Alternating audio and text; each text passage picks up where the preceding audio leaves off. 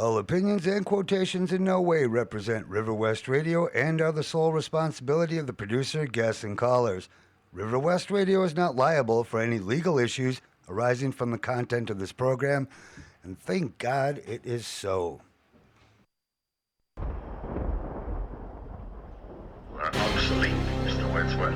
You have no function, Mr. Wordsworth. You're an anachronism, like a ghost from another time. I am nothing more than a reminder to you that you cannot destroy truth.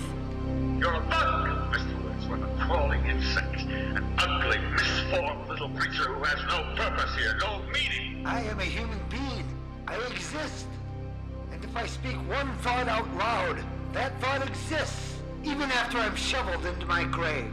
Illusions, Mr. Wordsworth. Illusions, the Bible, poetry, essays of all kinds, all of it an opiate to make you think you have a strength when you have no strength at all. You have nothing but spindly limbs and a dream, and the state has no use for your kind.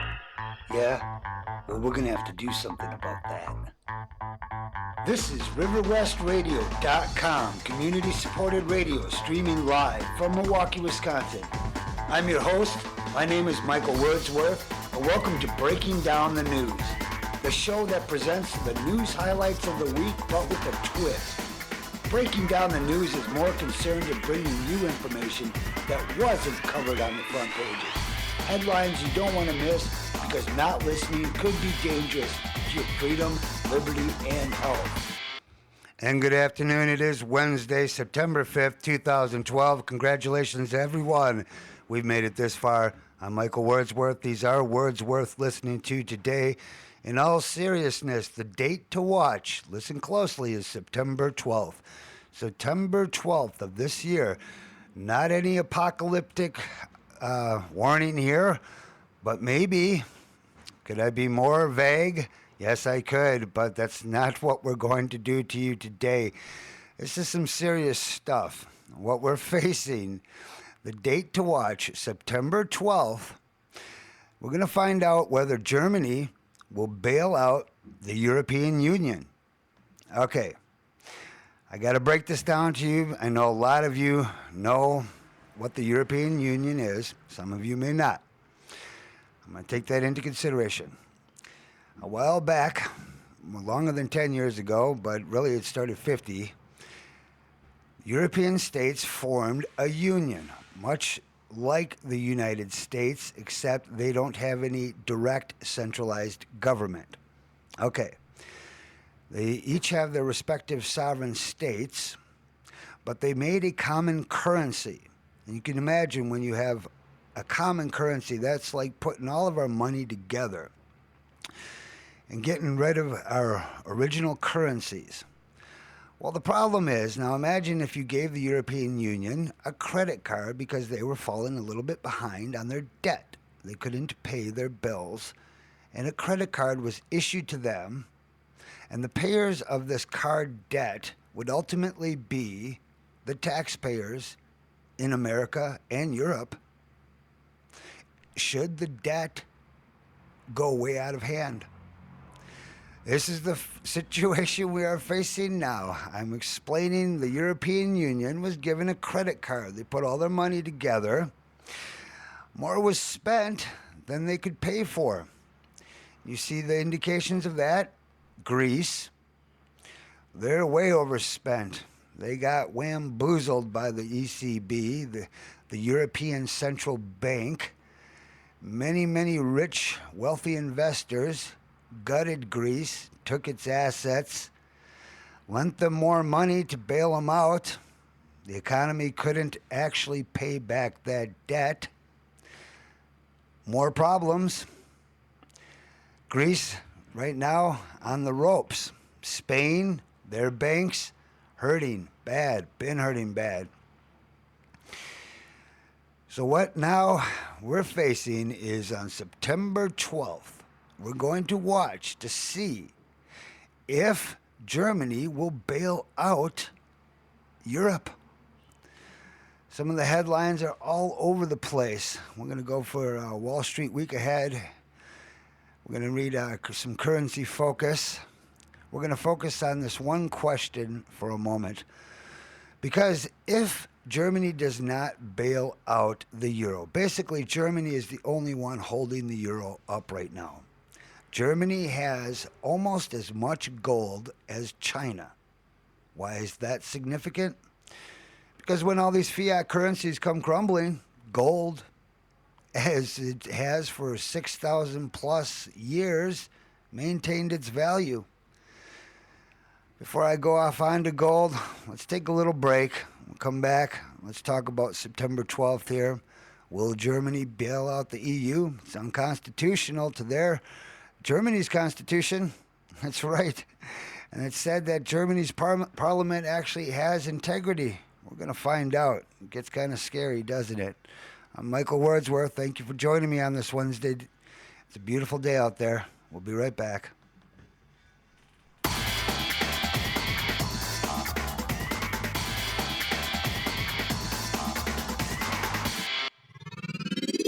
You're listening to RiverWestRadio.com.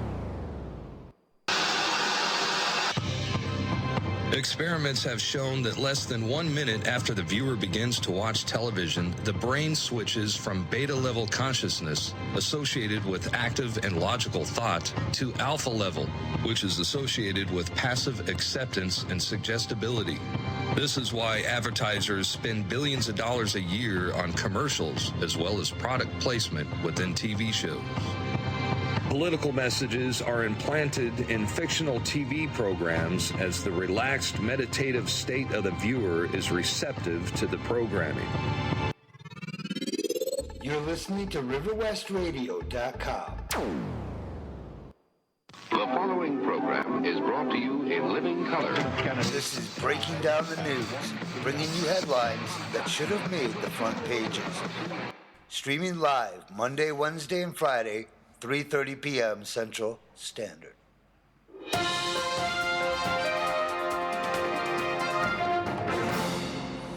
All right, we are back. Thank you for joining us. The question today, the commission will review the proposal September 12th. A spokesman from Germany said, Schnabel, citing common sense, dictates that the plan be rejected. Instead of overseeing all the banks in the Eurozone, the ECB should regulate only banks so large they carry.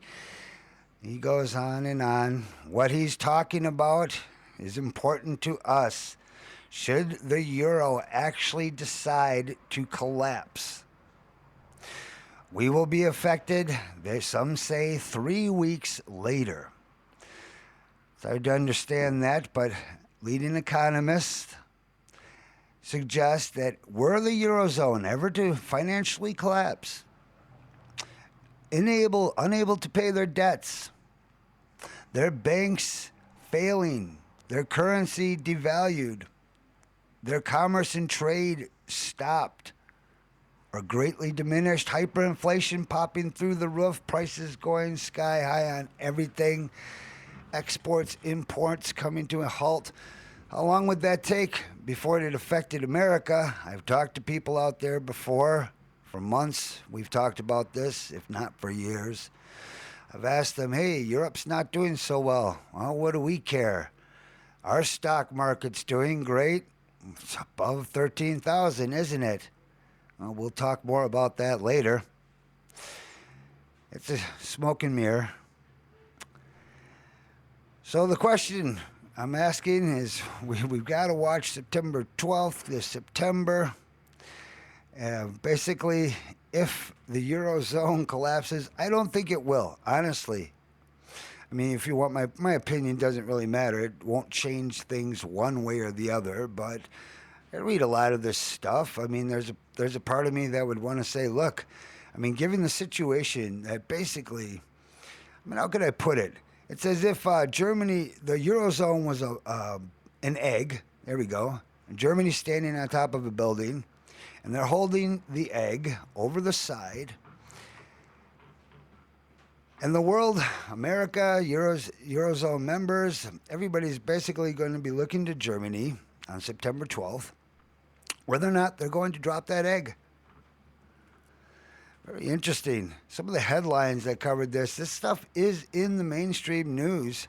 I mean, it's quite a gamut of headlines regarding this issue from the UPI.com. Germany opposes ECB regulatory plan. From CNBC Market Outlook, big week with jobs report Europe. Economists expect to see about 120,000 non-farm payrolls were added in August, a still sluggish pace of job growth. The job report is also an important last piece of data for the Fed ahead of its September 12th and 13th meeting. Actually, we should pop open that article. From CNBC, we've got sweeping European central bank powers may be next Europe battleground. The powers of the European Central Bank over individual banks are set for expansion under plans set to be announced on September 12th by the European Commission President, Jose Manuel Barroso. But the question of how much will be another thorny issue. This from Business Week. EU plans said to give ECB sole power to grant bank licenses. The ECB would have a monopoly on granting all bank licenses within the 17-nation euro area under the draft rules, due to be unveiled on September 12th. This from Bloomberg. European Commission seeks phase-in of ECB bank oversight powers. What is this new phase-in they're talking about? Well, it's more regulation. It's tougher for the smaller banks, easier for the bigger banks. You got to keep in mind that when this is how it works, okay? And what we're seeing is something on a bigger scale than what took place in Greece. The Greek economy is hurting. So what do? They get money lended to them. Where does this money come from? Well, the ECB. You hear this in the news, the European Central Bank. But where do they get their money? They actually obtain their money from the open market, meaning private investors, people potentially like you and I. It could be in investment funds, securities, annuities, whatever, real estate packages all tied together, retirement packages put in there. God forbid that should never happen, but that's what has happened. So this money comes from the open market. It's lent to Greece. Greece takes the money. Their economy is still hurting, so they put austerity measures on their people. They start doing what you're seeing happen all over the Eurozone, really. UK raising its retirement age, student funding cut. In Spain, of course, you always have riots because they have a lot of instability there. But basically, where does this bailout money come from? I mean, the question is, when they just print the money, is it magic? I know you're not that naive out there and you're not that gullible, nor could you possibly be that ignorant to think that something truly comes from nothing. When we did the 2009 TARP bailout, the Troubled Asset Relief Program, it was said that $13 trillion was given to European banks, European central banks. Where did that money come from? That's a question we should ask ourselves. It's not a difficult question to answer. It came from us.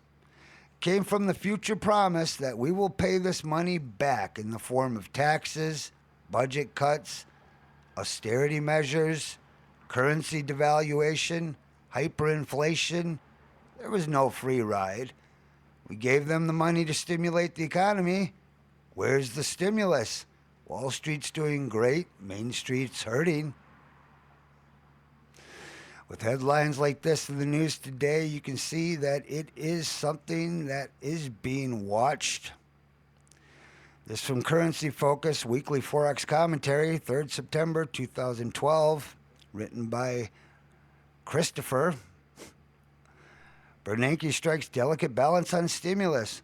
Acutely aware of the emphasis markets had placed on his Jackson Hole appearance, the ensuing market reaction suggests Fed Chairman Ben Bernanke successfully walked the tightrope by displaying a willingness to embark on further non-traditional policy initiatives without prompting a material shift in expectations, while highlighting both the benefits and the limitations of non-traditional policy easing. Bernanke described the Fed's previous easing initiatives as economically meaningful, and in their absence, the 2007 2009 recession would have been deeper and the current recovery would have been slower than actually occurred. It is clear, however, Bernanke believes the pace of economic growth remains unsatisfactory, stating, quote, stagnation of the labor market in particular is a grave concern, which could, and I quote, wreak structural damage on our economy that could last for many years, end quote. In short, the speech served as a reminder of the Fed's willingness to embark on further non-traditional policy measures. But the question remains, do we now have clarity the Fed will embark on such measures in the near term? Not really. We cannot draw any finite conclusions from the speech other than to say the Fed is primed to support the economy, but remain acutely aware of the risks non-traditional measures may provide and will proceed with caution. Now, may I interpret that for you? Let's break that down. Basically, the Fed chairman, Ben Bernanke, the Fed itself only has 2 or 3 means to combat this economic degradation. They can keep interest rates low. They can print more money. They can buy treasury bonds. If I'm not mistaken, that's all they can do.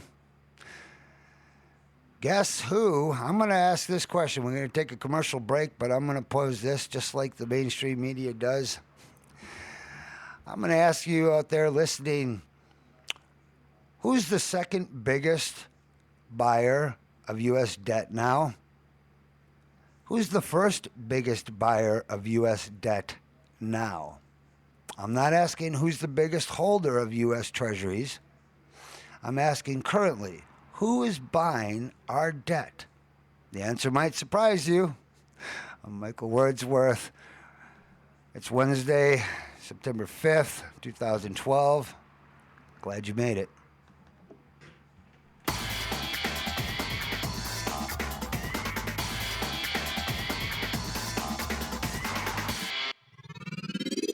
You're listening to RiverWestRadio.com. When you start talking about manipulating the environment, we have treaties that go back to the mid-'70s that forbid this, number one, as weapons of war. So the perfection of weather modification took place, but it became apparent that using weather modification for wartime purposes was not acceptable to the United States government and other nations of the world. So therefore, the NMOD Treaty came into being and was signed by the United States government after passing Congress. The reason it was signed and implemented was because it would ban warfare, weather modification techniques and use during times of war.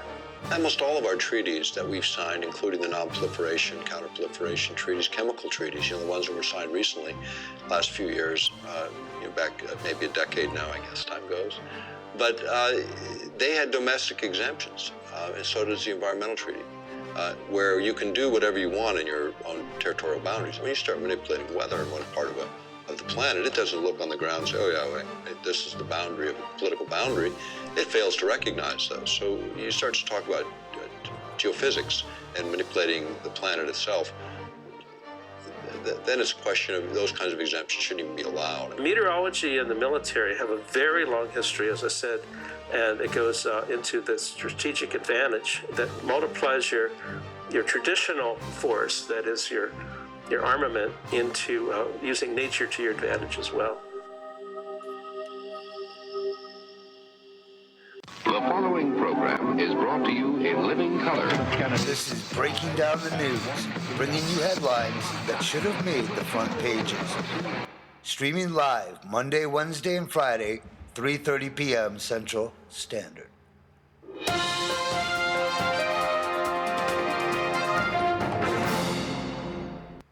All right, the question I posed before the break was, who currently buys the most debt, U.S. debt? Who's the number 2 and number 1 buyer? Well, the answer is the number 2. This is amazing. It's not China anymore. No, sir, ma'am. It's actually Japan.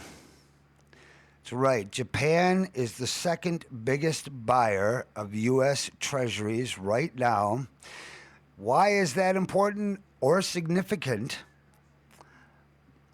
The answer is right now you have a lot of Japanese getting ready to retire. Japanese citizens are approaching the age where they would want to turn in any investments, which would include U.S. Treasury bonds, and cash out and start their retirement. Start pulling in those deferred comp payments. You have a large number of retiring Japanese right now, which means they're not going long. They're not as interested in holding U.S. Treasuries. And yet Japan, with its struggling zombie economy, has now moved into number 2 of the biggest buyers of U.S. debt. China is by far the largest holder of U.S. Treasuries. They themselves had been trimming it down to $1 trillion. I personally cannot believe that that Japan has surpassed them. I mean, Japan does not own it was originally 1.4 or 1.5 trillion dollars of U.S. treasuries. Japan is nowhere near those holdings, but they are in fact moved into number 2 position of buying U.S. debt. Okay, now this is going to freak you out. The number 1 buyer of U.S. debt, it's us. We're buying our own debt. As a young man, when I heard that we had a debt, I was very confused. I asked my parents, if it's our debt, why can't we forgive it? Well, I didn't get my answer until decades later. And now that answer is a reality staring us in the face. Let me read you this article from FoxNews.com. I seldom go to Fox News for the news on this show because Fox News has its own spin, its own propaganda. They're a media tool. They're part of the main corporate conglomerate that people are turning away from. Those that don't know how to use the internet are disadvantaged because they're forced to watch television, listen to mainstream radio. You're not going to get the information nor the perspectives that you get from the alternative media. But many people today have tuned out and tuned into alternative media. And, well, here we come. I guess we've come full circle because I'm reading you an article from FoxNews.com. It's pretty great, huh? Come full circle here. All right. The reason why I'm reading this article, the article is called U.S. Debt Tops $16 Trillion. And the question is, so who do we owe most of that money to? Well, here, let's get it from Fox News. Let's see what they say about it. The Treasury Department reported Tuesday that the national debt had topped $16 trillion, adding fuel to the Republicans' criticisms of President Obama's deficit spending, just as the Democrats are kicking off their national convention. Oh, yay. Mitt Romney lamented, the enormous debt. That's his quote. Mitt Romney lamented the enormous debt being handed the nation's children. Oh, son of a...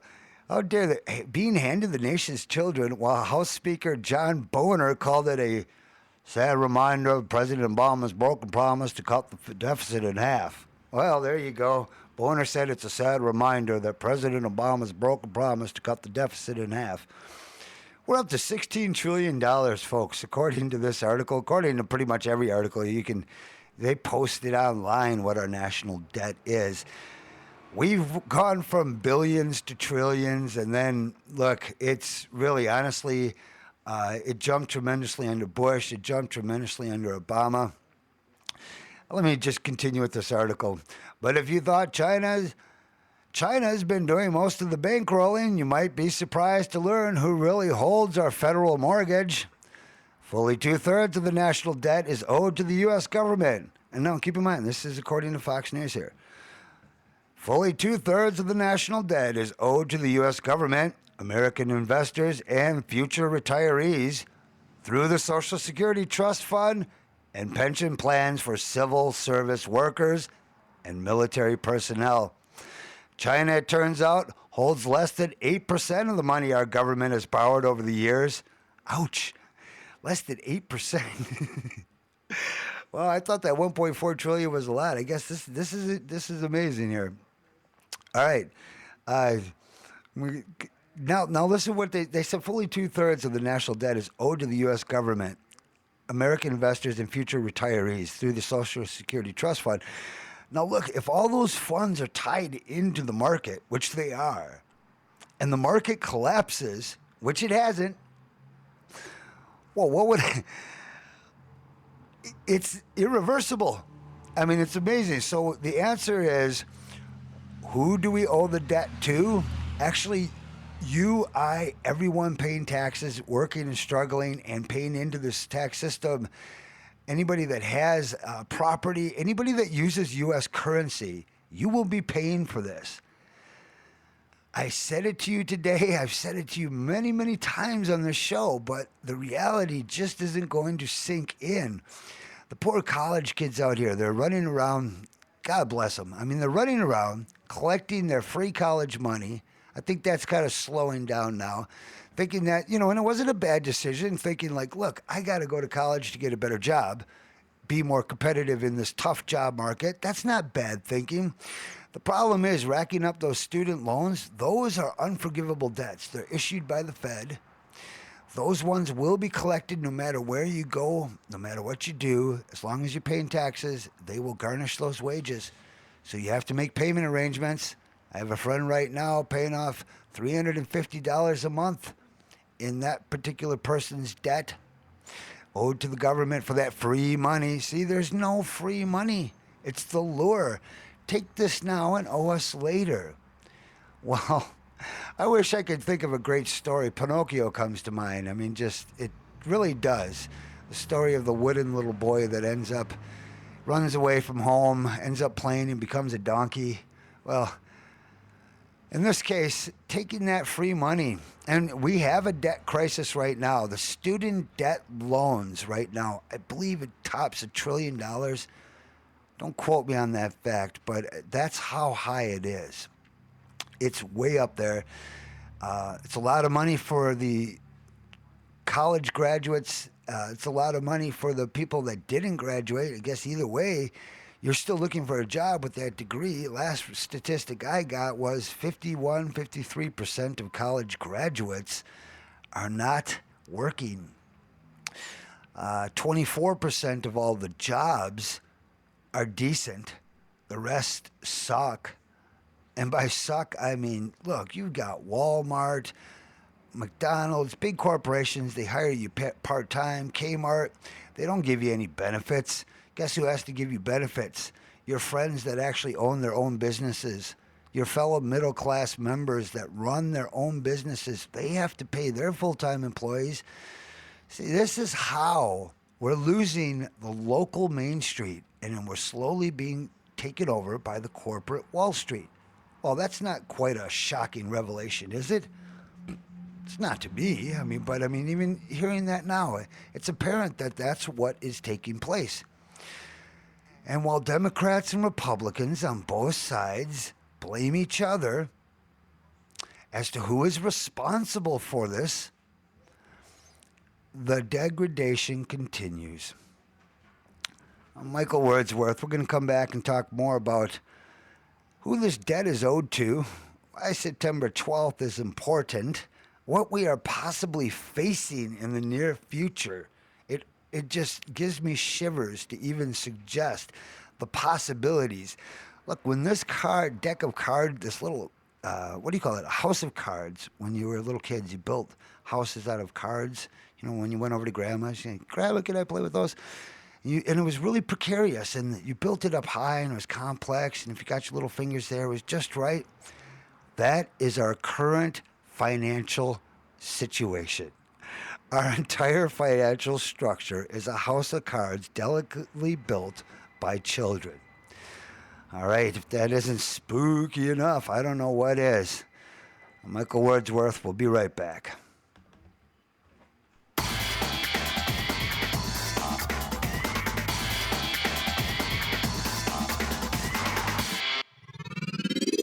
You're listening to RiverWestRadio.com.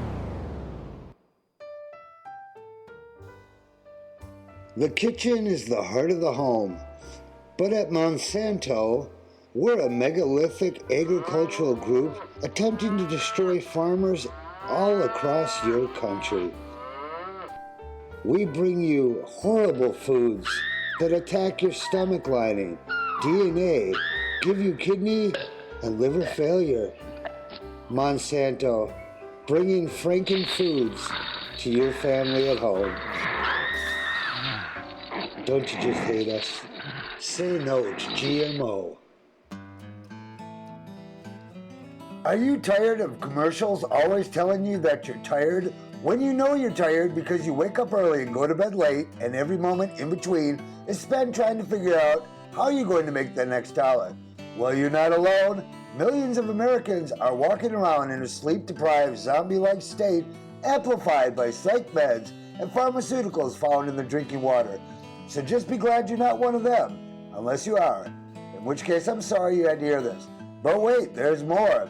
If we keep at this current pace, we will surely lose our democratic republic and soon be standing in food lines for the poisonous rations the new totalitarian government will hand out. Don't delay, get involved, get informed.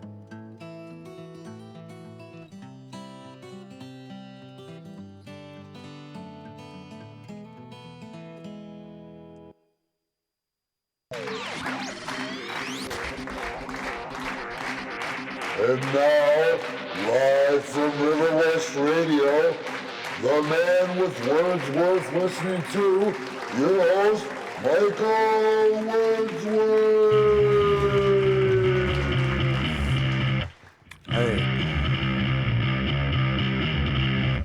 All right, we are back, and it's incredible. We're back to the basics today, breaking down the news. Initially started talking about financial situations, the debt crisis, what we're facing, and I guess here we've come full circle again, because this is the one issue. I mean, look, some people are worried about global warming or climate change.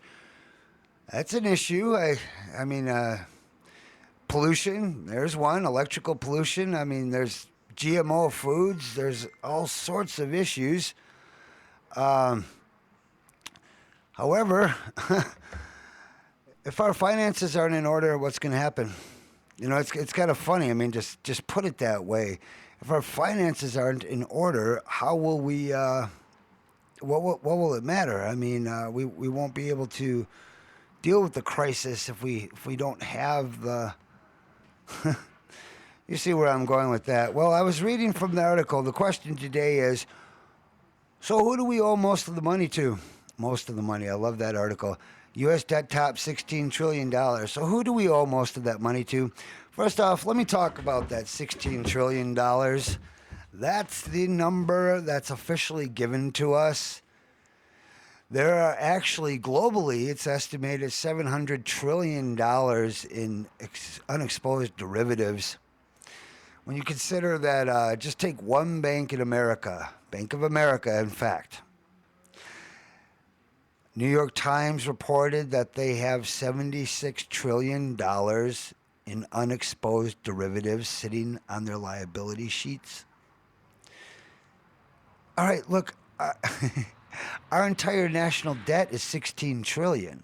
How in God's word could they possibly have $76 trillion, just Bank of America alone? I'm not even going to go through what Morgan Stanley, Goldman Sachs, I'm not even going to talk about, just look into the LIBOR scandal, moving over to the UK. Look at how their financial system, they have, it's the same scam taking place all over the world. The propaganda out there is basically that somehow we're going to pull through this. In fact, I have an article coming up here. I'm going to read that. Somebody said, we might pull out of this in 1 or 2 years. Somebody in the Eurozone. A bit of confidence there. So I thought, you know what, let's read it, what he has to say. I guess let's get through this article first. It is true that China is the largest foreign owner of our debt, said Josh Gordon, policy director of the Concord Coalition, a Virginia-based nonprofit that advocates getting the nation's debt under control. Really? Well, what about the derivative crisis? This article won't mention the derivative crisis at all. I mean, I'm telling you, those stocks say 13,000. The Dow right now is sitting at 13,000. That's a fictitious number. The entire market is rigged at this point. Plunge protection teams basically know who's going down, who's going up. If you have inside information, you can ride it. Even the day traders say they're ready to throw in the towel. Bond investors in Europe, they're done. I mean, they don't know. Their only safe haven is U.S. Treasuries. U.S. Treasuries are the only safe haven. And here we find out that the country that issues the treasuries also buys their own debt. Wouldn't you just love that if you had that ability, that you could actually ring up debt, then hit up other people to pay you for it, and then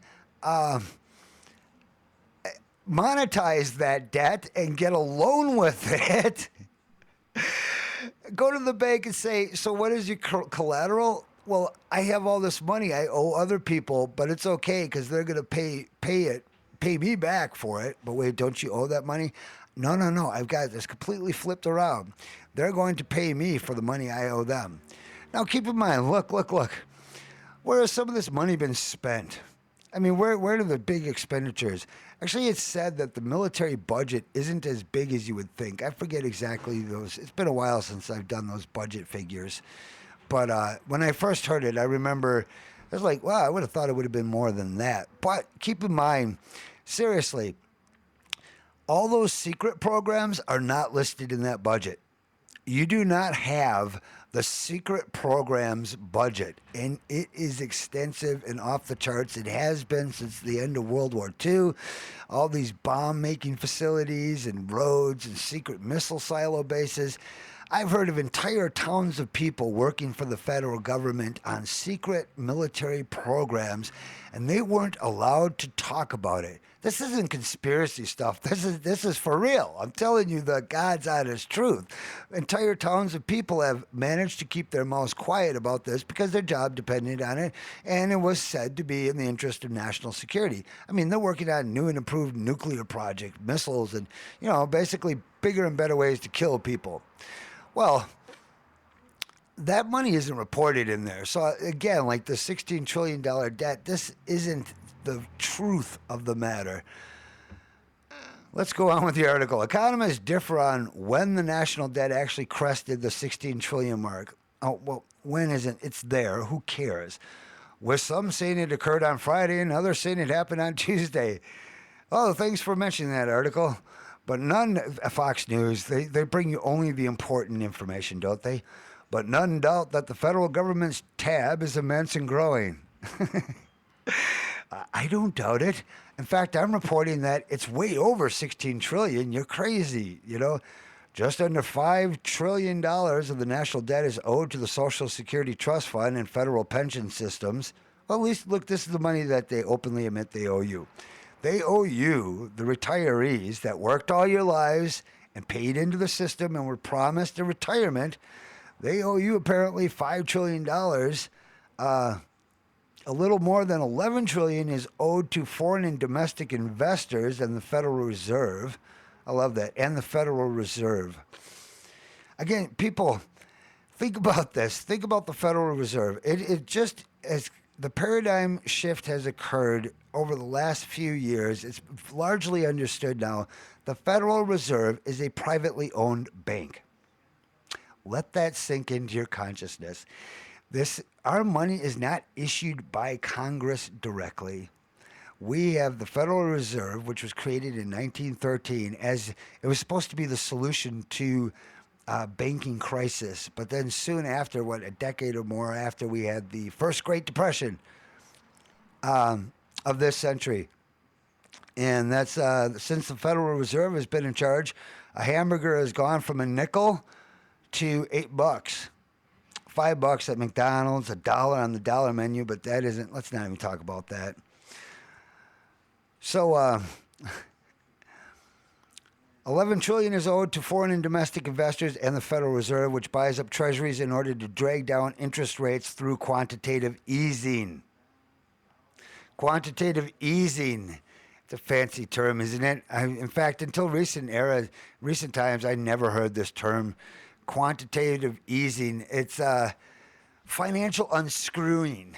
or delaying financial imminent doom through rituals and magic and voodoo, such as stimulus packages that stimulate nothing. I mean, the truth of the matter is the people are being gutted. We are being gutted on so many levels. Fees, fines, taxes, hidden taxes at the gas pump.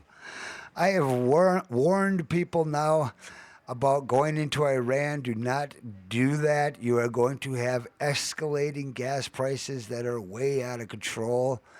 It's called hyperinflation. Our entire economy runs on petroleum. Our products are made from petroleum. It's actually amazing. I wonder how many people out there listen to that and let it sink in and how much that affects you. I'm not saying you got to freak out. This isn't shock jocking here.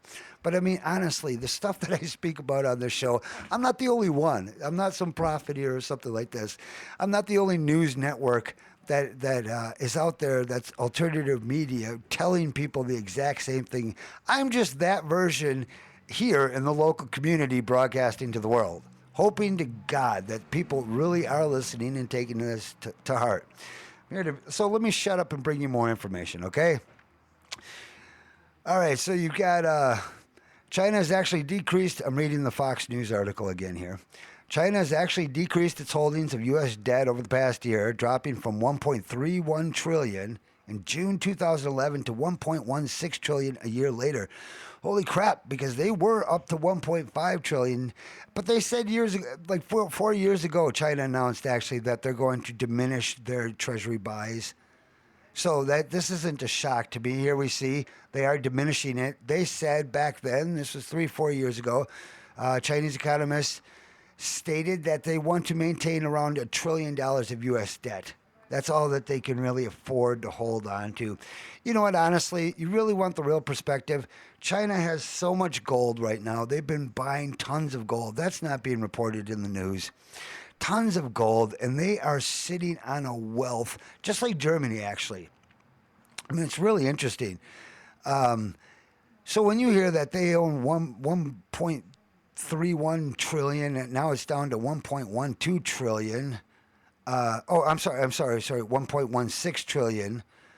And Japan holds nearly as much at 1.12 trillion.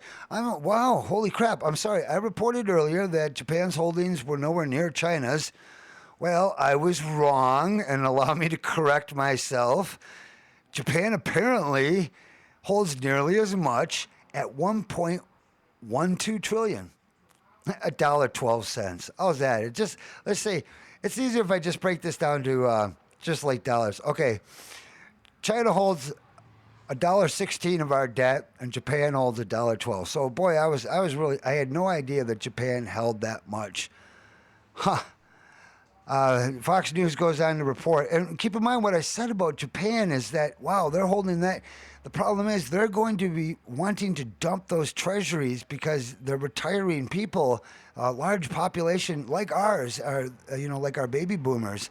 They're moving into this era where they're going to want to dump U.S. treasuries and cash out and start retiring. Ouch. So while the whole world's running to U.S. treasuries right now, that is holding it up. It's making it credible, even though we're buying our own debt and issuing it all day long. It's working because people don't have anywhere else to run to in the financial market. A better place would be gold, and that's why China and Germany's ran there. Other people did. Gaddafi was trying. He had 47 tons, and they had to invade Libya, kill him, and take. Where did that gold go? Nobody even asked that question. I mean, you should be asking that question just for the hell of it, because you didn't get any cut of that. You pay for this big military, this imperial military status we maintain based on our hegemonic world currency status. La di freaking da. I mean, most of us have no idea what foreign policy plans we have or what we've been conducting. All we hear is we're at war. We're at war with the Afghanis and the Iraqis and I guess sometimes the Pakistanis. We're nuking them. I mean, we're blowing them up with drones. No, honestly, I'm making fun of the public that is ignorant of what we're doing out there. It's tragic. I mean, I'll say it like this. You have crappy jobs because you don't pay attention to real issues. You don't vote on real issues. You elect leaders that lie to you time and time again, and yet you still fall for it. And somehow you expect mommy and daddy to come along and fix your problems, but you don't have jobs, or the jobs you have suck. You don't know why. Yeah, all right. Sorry. I just guess I insulted a good portion of the American population out there, but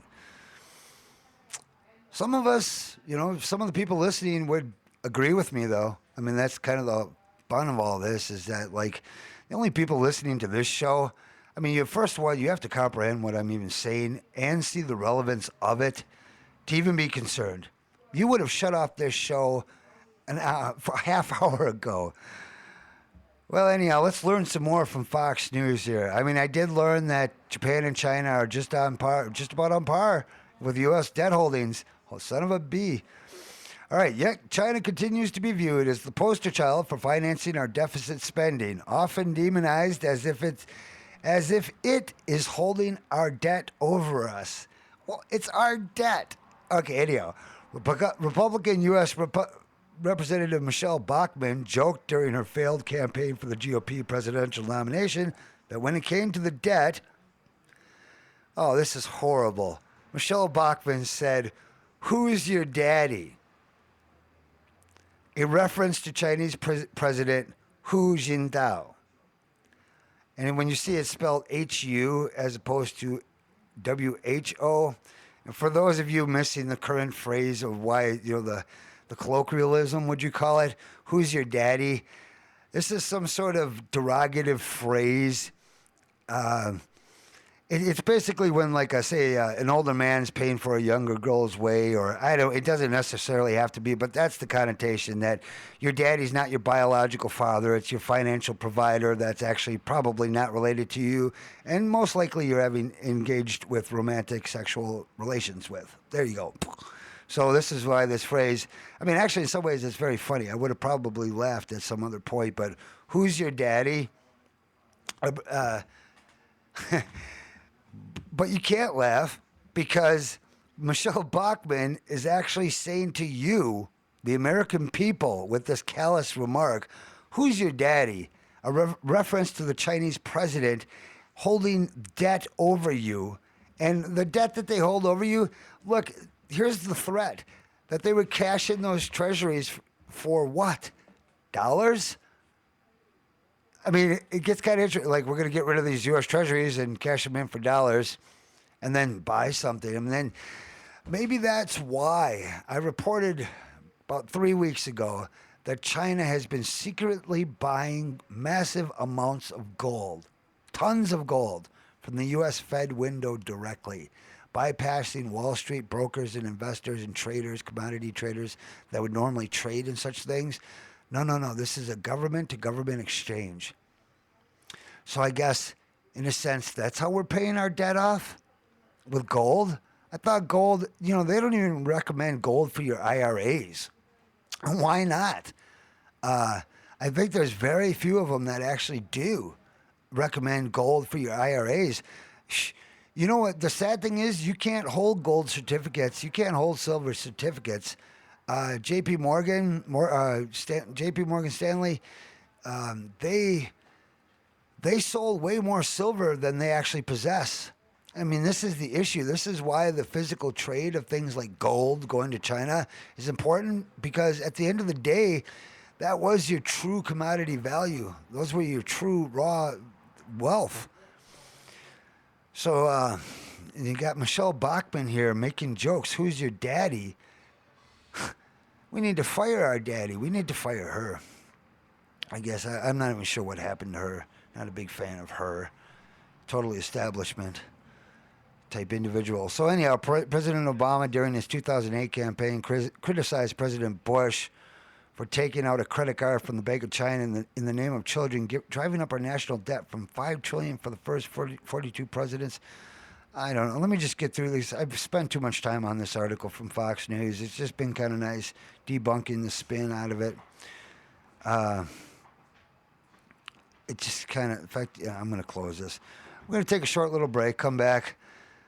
Holy crap, the cost of chemtrail program put at $5 billion a year. All right, we got some interesting news, more financial, but more diverse too. Can't just talk about finances. It's 4:21 Wednesday afternoon. We're here till the 5 o'clock hour. What are we on here? Set 2? Set 2. All right, I'm Michael Wordsworth. Thank you for listening. I shall be back. Or like MacArthur, I shall return.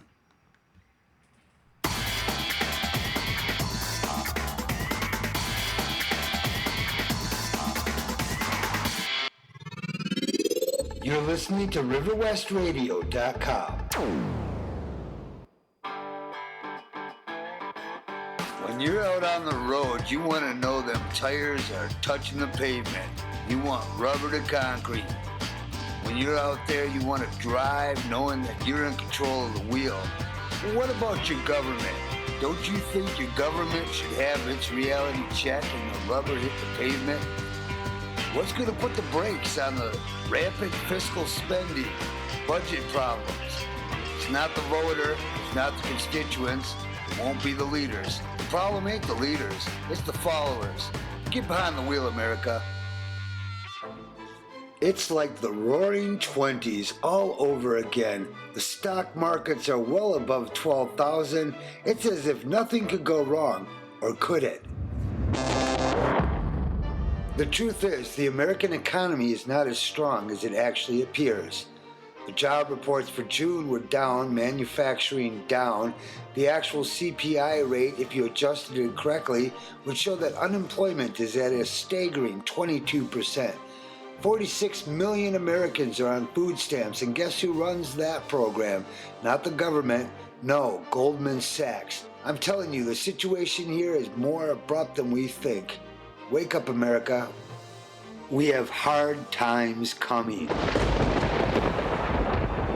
And we need to prepare for what lies ahead. The following program is brought to you in living color. This is Breaking Down the News, bringing you headlines that should have made the front pages. Streaming live Monday, Wednesday, and Friday, 3:30 p.m. Central Standard.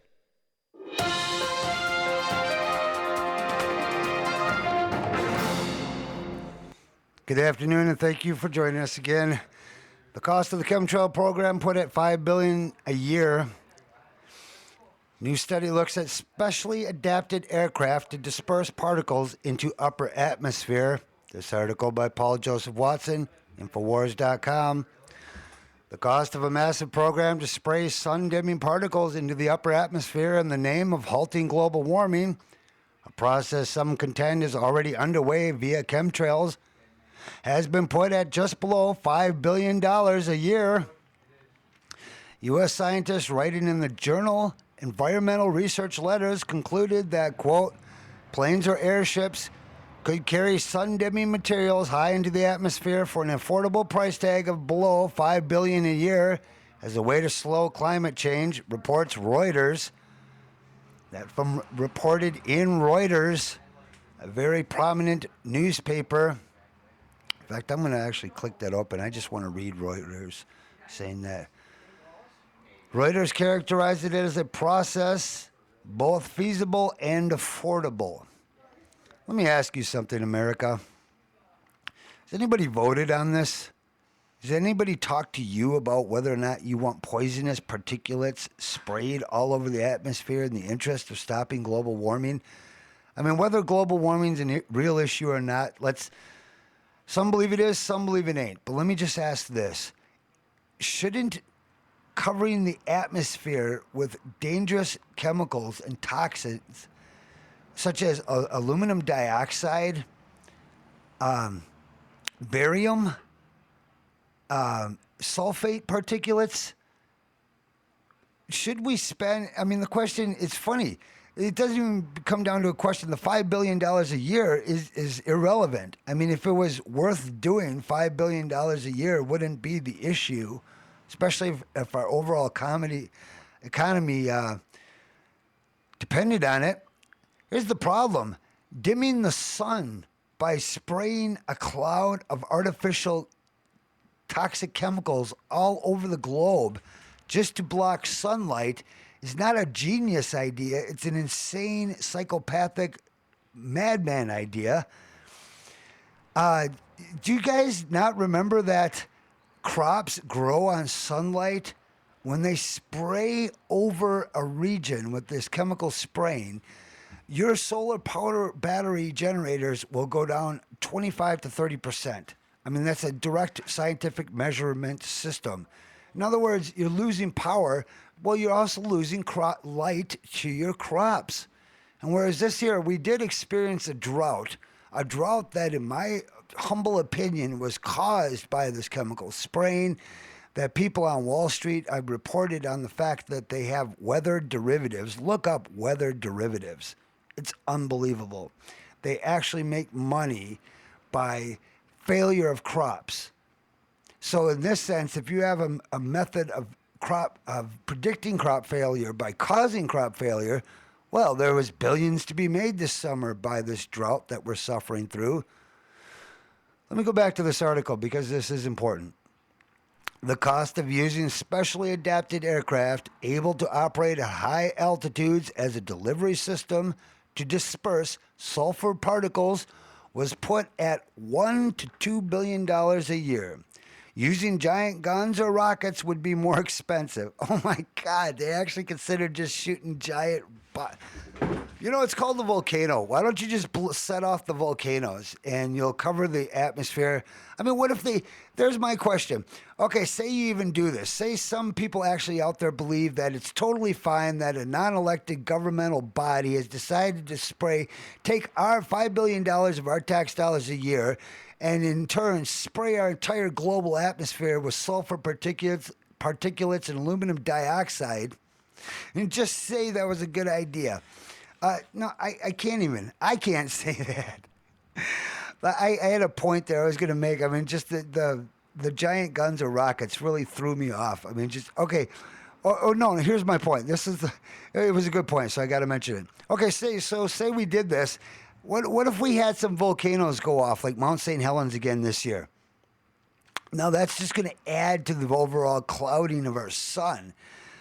All right, I got to continue with this article because it is so important, apparently. Co-author Professor Jay Apt of Carnegie Mellon University in Pittsburgh told Reuters that injecting the atmosphere with sulfur, but then suddenly removing it from the ecosystem, could cause temperatures to jump, indicating that the program would have to be an ongoing in perpetuity. That means perpetually ongoing. Perpetuity. So, I mean, aside from that, you're going to incur this $5 billion cost a year to spray the atmosphere with these sulfur particulates, aluminum dioxide. Look, they're already... See, this is the sad thing about it is they're already spraying the sky. There already is a geoengineering program going on. I'm going to interrupt this article because I just wanted to open up the Reuters article that actually said, yeah, here it is. I'm at Reuters.com. Sunshade to fight climate change costed at $5 billion a year. I don't know if that's the correct use of costed, but it is Reuters. I would assume the editor there went to school. Sunshade to fight climate change costed at cost estimated at $5 billion a year. Now this is amazing. This is from Reuters. Let me read this like a news anchor. Just, you know, because this is the crazy world we live in. This from Reuters. Planes or airships could carry sun-dimming materials high into the atmosphere for an affordable price tag of below $5 billion a year as a way to slow climate change, a study indicated on Friday. A study? What study? Who did the study? A study indicated on Friday. I mean, my God, people. Look, you know what?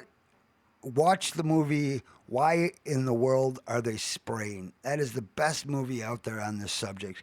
It's free on YouTube. It's a little over an hour long. Educate yourself on this issue. I could understand why there would be a hesitancy to do so. I myself experienced this. We don't want to face the horrible reality of what reality we are facing. And it seems that if we just stay uninformed, that somehow it will go away. It won't. Your parents, my parents, everybody's parents tried to teach us that, look, you can't hide your problems by sticking them underneath your dresser. You can't just throw it out in the trash or... I was reporting on the economic breakdown earlier, the potential breakdown of our entire economy. Now I'm reporting on the fact that apparently Reuters is just casually, they've got an article here. And just, this is amazing that they're just talking about this like, oh, and this is no big deal. We're not going to vote on this. There's no, who's behind this idea? Who funds this? I don't remember any referendum, moratorium, any freaking anything saying, let's all donate money to stop climate change. We're just going to throw particulates in the air through okay, now let me continue with this Reuters article. Seriously. Guns, rockets, or a pipeline into the stratosphere would be more expensive. I can hardly read that without laughing. They're seriously considering this. Guns, rockets, or pipelines. Just pump sulfur particulates in the air. Why don't you just set off a volcano or 2 or 3 across the world? It would do essentially the same thing. I'm not recommending that for real, but I'm just saying, like, these people are insane. Absolutely insane. But generally far cheaper than policies to cut world greenhouse gas emissions, estimated to cost between $200 billion and $2 trillion a year by 2030. You know, damn it, here's the problem. Our economy runs on oil. But apparently, if this is true, that we really have climate change induced by man and it has nothing to do with the sun, I mean, that's just son of a... I think it's the sun. Only time will tell. I think that we're actually CO2 deficient on this planet. We could use more CO2. CO2 would help our crops grow. We could use more sunshine. Climate change, it's arrogant to think that man could possibly do anything to climate change short of the HARP projects and spraying sulfur particulates and then energizing those. And I mean, let me catch my breath here. Let me just catch my thoughts. It's a difficult subject to talk about, people. My goodness. Here I am reading from a Reuters article, as if, and this article was put out when? This was put out Friday, August 31st, 2012. Sunshade to fight climate change, costed at $5 billion a year. Just, oh, by the way, nobody, no congressmen, no senators, no anybody mentioned who's making the decisions in this article. That in itself, oh, we got some senior officials meeting in Bangkok. Let's keep reading the article and find out what they say here. Transporting 1 million tons of particles to at least 18 kilometers, which is 11 miles, above the Earth every year to form a sunshade is, quote, both feasible and affordable, unquote, U.S. scientists concluded in the journal Environmental Research Letters. Who are these insane U.S. scientists that concluded this? It's feasible and affordable. My point was, I wanted to say, if cars are really the problem, we should stop driving cars. It's going to crash our economy, get ready to be poor, but I mean, that is what you would have to do. Instead, these insane madmen just casually announcing through this Reuters article that we're just going to transport 1 million tons of sulfur particulates 11 miles above the Earth and dump them every year to shade our planet. You freaking morons. My God, that's a solution? You know what that solution's like? If we have an obesity problem, we're not going to stop drinking 30 sodas a day. We're going to drink 30 diet sodas a day. So when we suffer our the damage, think about the ramifications of continuously dumping aluminum dioxide, sulfur particulates, barium salts, strontium, and I think it's iodide 190, something like that, dropping this into our soil. Did you know that aluminum actually screws up plant growth? It does. Guess who has an aluminum-resistant seed? Monsanto. Aluminum is a toxic substance that we're already contaminated with up to the gills. We cook with it. We drink beer and soda out of it. Our cans come in it. Our food comes in it. It's served up on our trays. I mean, we're just sucking on aluminum every freaking day. And aluminum is actually one metal that the body has no use for. We have use for zinc, magnesium, even copper, even gold our body has use for. We have zero use for aluminum. It's actually a toxic substance to our bodies. We don't know what to do with it. Our bodies just don't know what to do with it. I should just report on that one basic fact. But let me continue reading this absolutely insane article, casually announcing to you that they're just going to dump 1 million tons of particles above the atmosphere every year. The strategy, called solar radiation management, broadly imitates a volcanic eruption. The 1991 eruption of Mount Pinatubo in the Philippines, for instance, blasted out a haze of sun-reflecting particles that slightly cooled the planet. The authors did not examine whether such geoengineering of the planet was a good idea. Oh, they didn't examine that. I wonder who's in charge of examining that.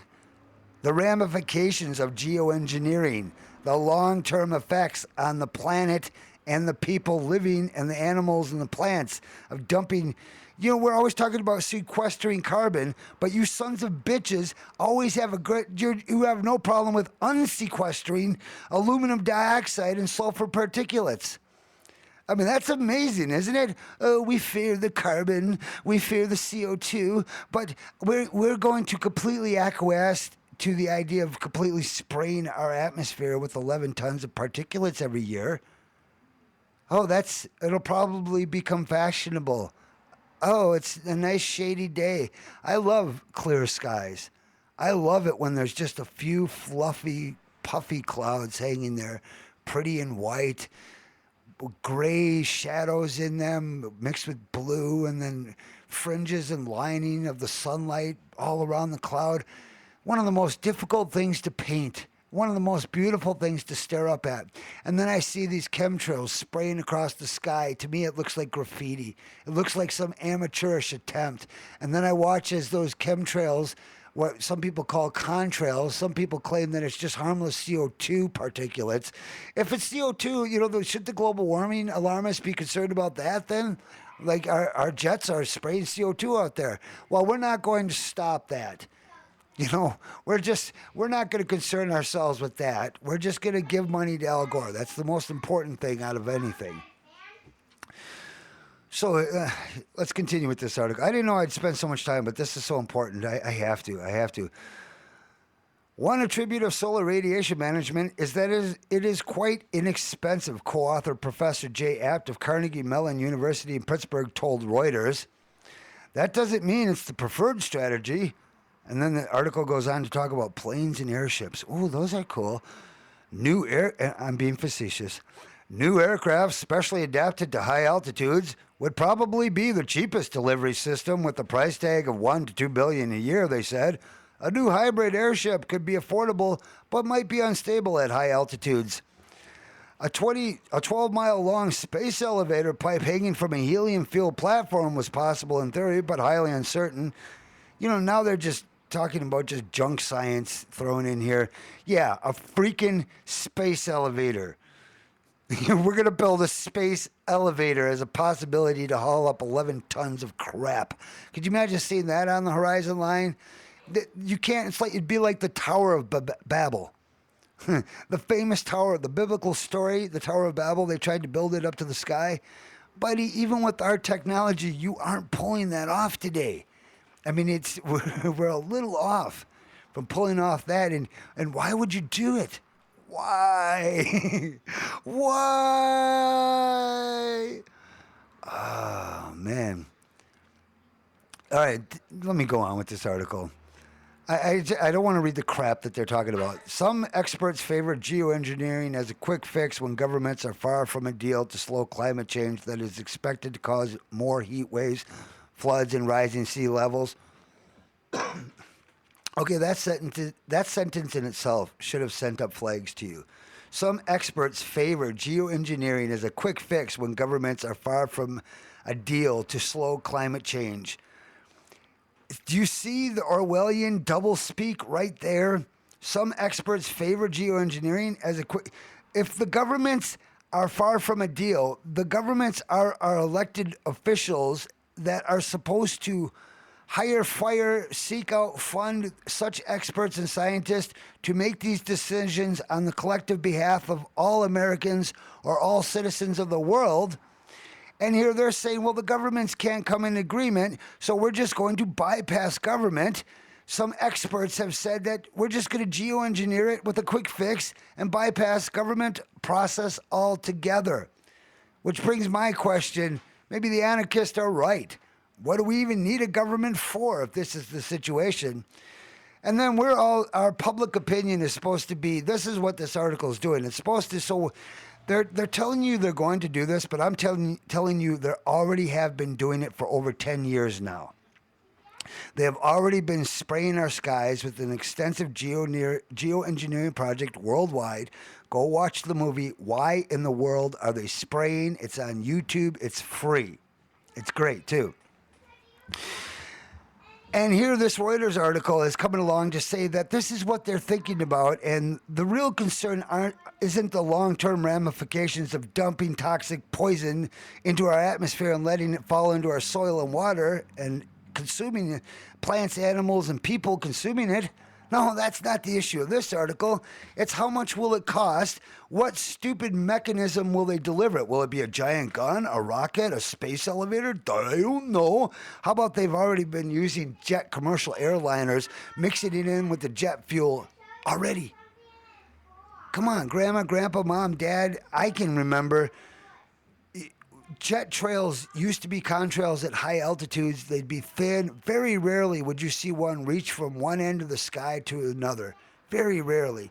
But definitely you did not see them linger and then spread out into a hazy cloud overcovering shaped like a big plaid blanket. No way.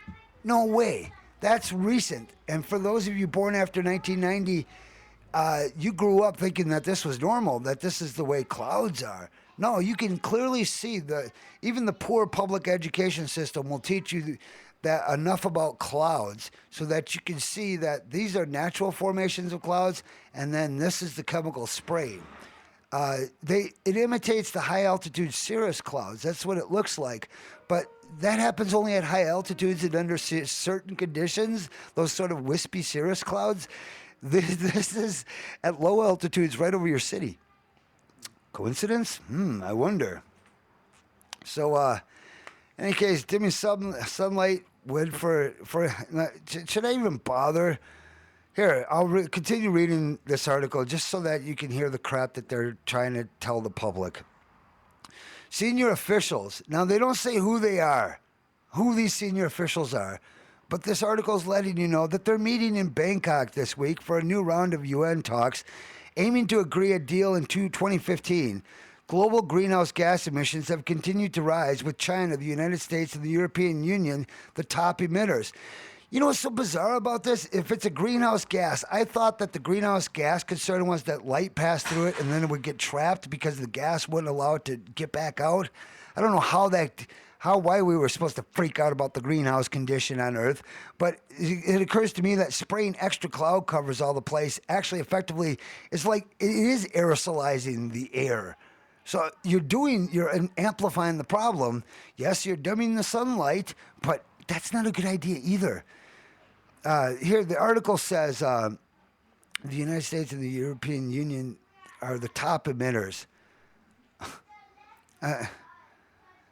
Yeah, we make the most gas. Oh, sun. Dimming sunlight would not, for instance, slow the buildup of carbon dioxide in the atmosphere. Okay, I'm reading from the article. Okay, here they are. Back to the carbon dioxide. Dimming the sunlight would not slow the buildup of carbon dioxide in the atmosphere, which is making the oceans more acidic and undermining the ability of creatures such as mussels or lobsters to build their protective shells. Well, I wonder how you think dumping aluminum dioxide is going to help those little mussels and lobsters, you freaking morons. But And it won't stop. They say it won't stop the carbon dioxide. Guess what? The ocean puts out 75% of the world's carbon dioxide comes from the ocean. I mean, the trees take in carbon dioxide and give off oxygen largely. And this, okay, and here, the article says co-author David Keith at Harvard University said there were serious risks in trying to dim the sun's rays. But he said it might also, quote, increase agricultural production by limiting impacts of climate change such as heat stress. Oh, no. Less light means less power to grow. There's no upside to this. That's the upside that they throw you off. Well, Reuters, you were horrible. You got paid by some globalist think tank to put out this article. This is insidious. Here, this quote. Research into climate engineering included cost is vitally important, said Matt Watson, a lecturer in natural hazards at Bristol University. He says, though, however, we must not get drawn into discussion where economics becomes the key driver. In other words, we should just pay the $5 billion and poison the air on this insane assumption that this will somehow cut the sunlight coming to the earth and defer global warming, which, look, guys, wait a few more years and you'll see that the sun most likely is going to stop putting out so much energy and that we're going to lose heat, and this would and potentially go back into an ice age. I mean, the earth heats up and cools all the time. That's what it freaking does. I mean, if you look at the climate changes throughout billions of years, humans might not survive, but the planet will. The animals will. I can't say about us, but here, it usually. So let me just get through the articles. Let's see. Abrupt stopping of the delivery of particles to the stratosphere would cause very rapid climate changes, he said. Oh, I see what he says. Okay. Now Apt, who apparently Apt is a guy's name here. I lost some context in the article here, but Apt said temperatures could jump sharply under suddenly clear skies if society spewed sulfur into the stratosphere for years but then halted, judging that disadvantages outweighed the benefits. Well, thank you. But then abrupt stopping in the delivery of particles to the stratosphere would cause very rapid climate changes, he said. So, yeah, I hope you guys understood what the hell he was talking about. I get it, but I just had to. Now let's go back to the art. This is just incredibly. Geoengineering programs based around the premise of artificial aerosols were already in operation years ago. Okay, including at the U.S. Department of Energy's Savannah River National Laboratory in Aiken, South Carolina, which in 2009 began conducting studies which involved shooting huge amounts of particulate matter, in this case, porous walled glass microspheres, into the stratosphere. Another program, see, this has been going on for a while.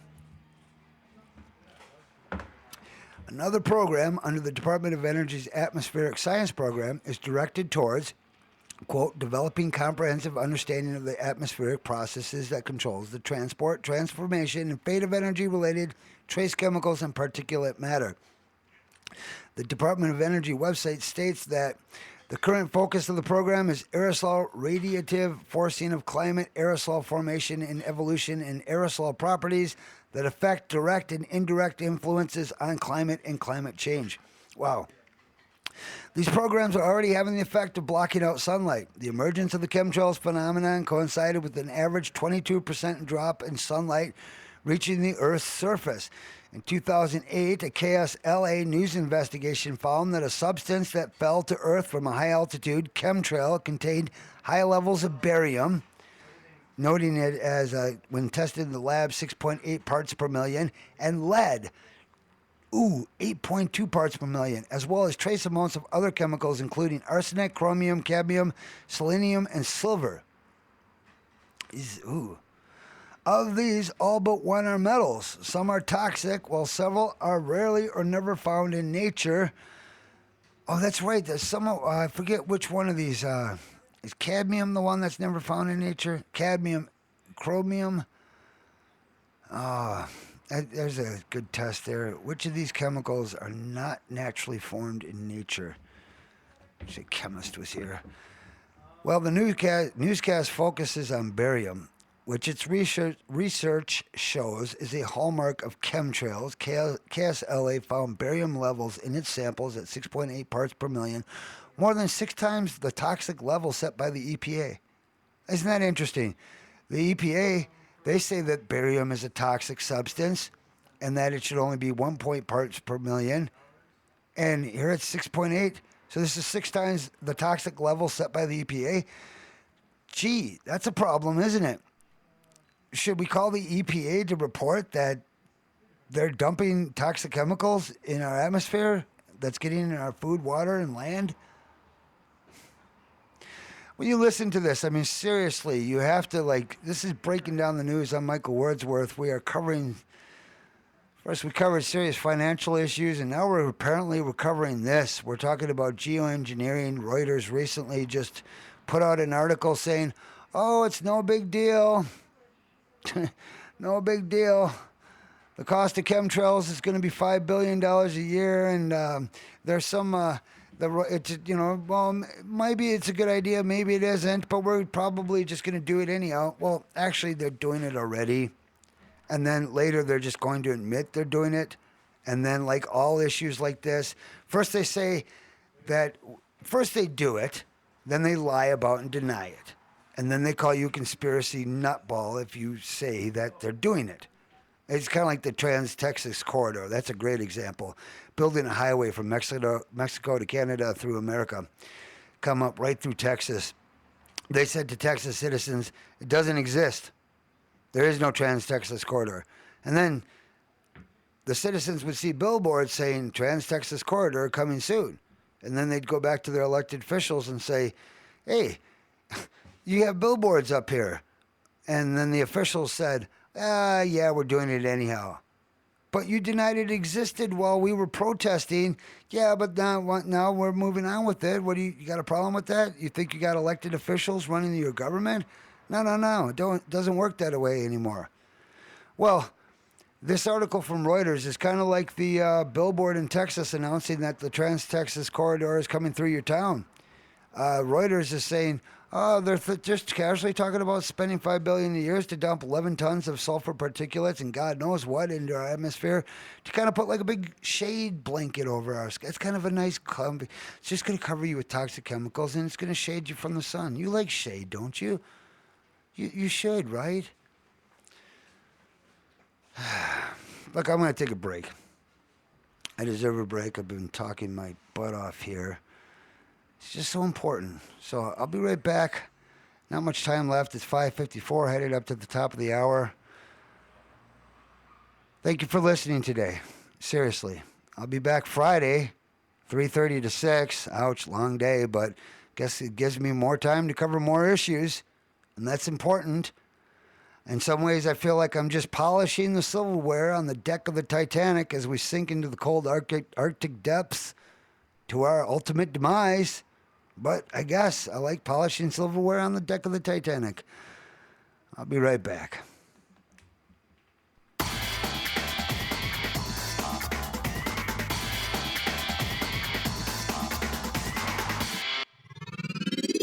You're listening to RiverWestRadio.com.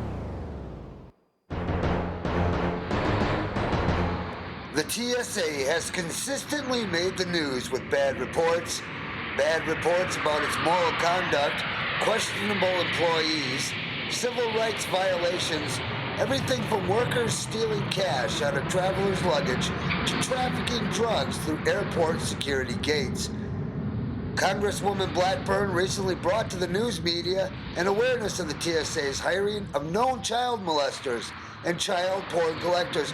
My question is, why are we putting up with this?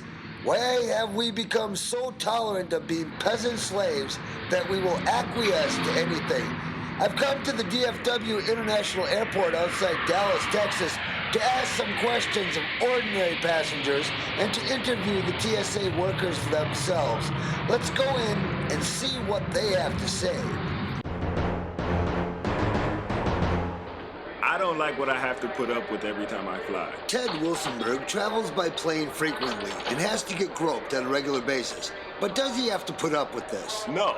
Hell no. I'd keep these guys out of here if I could. So you don't think that we need to be molested in the interest of national security? No. Think about it. A police officer can't just come up and put their hands in your crotch. But these guys feel me up every time I pass through these gates. But why do you put up with it? I have to do this. My job depends that I fly 3 to 4 times a week. I have a family, you know? The TSA stands for total suckasses when it comes to trampling on the Constitution and the Bill of Rights. How do they get away with it? I asked the director of security here at the airport at Dallas-Fort Worth. Yeah, well, when you pass through them front doors of this airport, you're no longer in America, boy. You're now in international territory bound by international law. And that's the great secret. The Constitution of the United States does not apply in its airports. Since September 11th, 2001, the Bill of Rights has been circumvented because of the threat of terrorism, when in actuality, you're more likely to die from a bee sting or be struck by lightning than actually be affected by terrorists. The following program is brought to you in living color. Kennedy died at 1 p.m. Central Time with 2 little girls. Every day, our senses are being constantly bombarded by subliminal messages that are found in TV, movies, and advertisements. The subliminal messages we are subjected to are unrecognizable by the conscious mind and only recognizable in our subconscious mind. The messages and imagery are passively absorbed and then stored in our subconscious, where propagandists deliberately implant artificial thoughts, which in turn can affect our actions and attitudes later in life.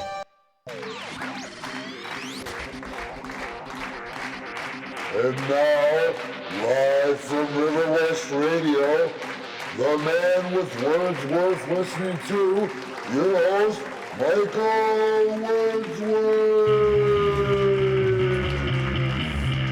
Here. And I'm back. Drinking some coffee. Yeah. What a show today, huh, folks? Let me squeeze in a few more articles. I have a minute or two left. Establishment launches straw man over government bullet purchases. The establishment media is attempting to discredit what it characterizes as conspiracy theories surrounding massive government ammunition purchases. Oh, man. I could go on about this article. Let me just summarize. The choreographed propaganda campaign follows an article by Paul Joseph Watson posted on August 15. Watson wrote his article after a solicitation was posted on the SSA on the Fed Biz Ops website asking contractors to supply 174,000 rounds of .357 SIG 125 grain bonded jacket hollow point pistol ammunition. On Tuesday, the Associated Press, CNN, and other corporate media outlets simultaneously posted articles making the argument that 174,000 hollow point bullets purchased by the Social Security Administration will be primarily used for target practice. Social Security investigators use this ammunition during their mandatory quarterly firearms qualifications and other training sessions to ensure agent and public safety, a statement issued by the agency claims. The target practice argument, however, is misleading. Full house hollow point ammunition is not generally used for target practice. Less expensive range quality practice ammo is, although it is entirely conceivable that an unchecked spendthrift government agency could use expensive hollow point ammunition for this purpose. The AP and CNN assiduously avoided mentioning of far larger government ammunition purchasing totaling nearly 1.5 billion rounds In reaction to news stories about these massive purchases, a solicitation posted on the FedBiz Ops website concerning ammunition purchases made by the Department of Homeland Security on behalf of Immigration and Customs Enforcement now contains numerous redacted sections. The AP article sarcastically insisted the Social Security ammo purchase isn't as tantalizing as an arms buildup to defend against unruly senior citizens. Oh my God, what? It sarcastically insists the Social Security ammo purchase isn't as tantalizing as an arms buildup to defend against unruly senior citizens. Well, actually, you know what? Remember what I said. Your pensions are tied up in these investment funds. It's contingent on the fate of the global economy. The markets are a mess right now. I recommend get the hell out of those investment funds. Get the hell out of any dollar-denominated asset. Where are you supposed to go? I was trying to explain to you earlier. Don't buy gold and silver and get a piece of paper from some bank. That's the same thing as your money.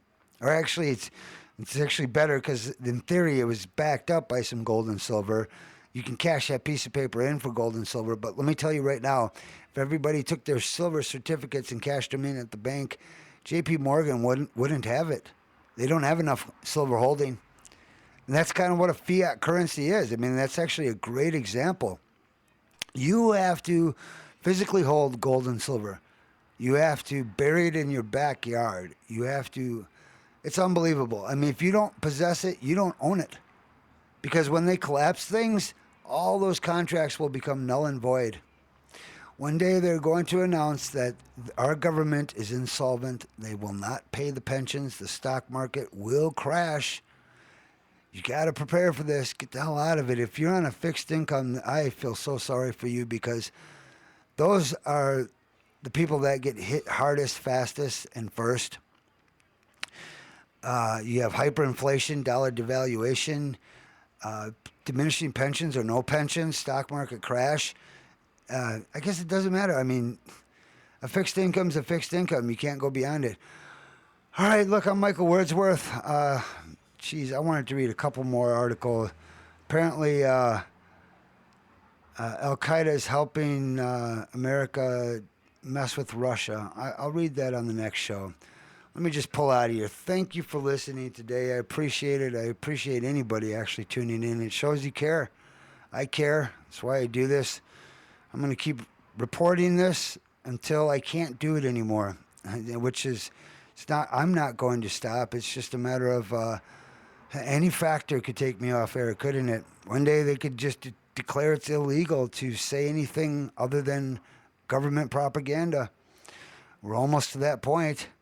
Could actually do a whole show on that right now, how talk show hosts are being pressured to say politically correct things.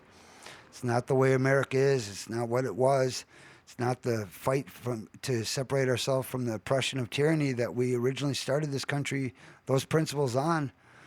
All right, let me just thank you for listening. I'm Michael Wordsworth. Peace out.